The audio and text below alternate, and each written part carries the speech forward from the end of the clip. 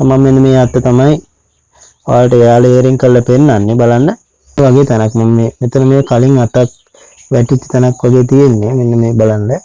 ඒ අත්ත හෝ කොලේ වැටිච්ච තැනට පොඩ්ඩක් පහළේ. මේ වගේ පොතු වලල්ලක් වටේට ගහ වටේට සෙන්ටිමීටර 1ක පමණ පොතු වලල්ලක් අයින් කරනවා.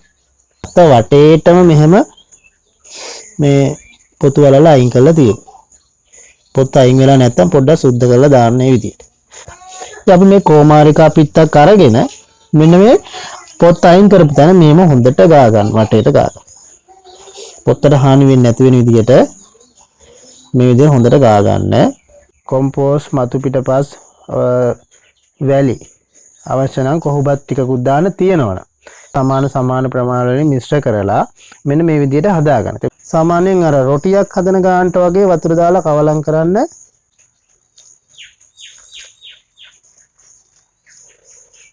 වලට තේරෙනවනේ ඉතින් මේක රොටියක් වගේ එන ගානට දාගත්තම ඇති.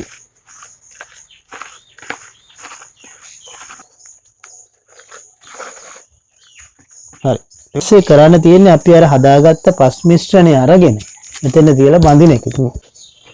අදලා මෙතන තියලා මෙහෙම හොඳට අත්තට වදින විදියට තියාගන්න. ඊට පස්සේ අර පොලිතින් එක අරගෙන පොලිතින් එක අරන් මේක මෙතන තියලා බඳි.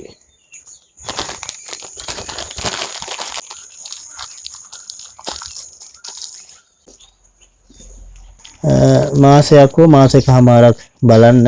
හරි ඊට පස්සේ අපිට කරන්න තියෙන්නේ මේක මුල් ඇදුනට පස්සේ මේ අපි බැඳපු තැන මේ යටින් කියන්නේ මේ පෙන්නන අත තියලා තරන්නේ යටින් මේක කපලා මේක ආයේ පෝච්ච් එකේ හිටවන එක.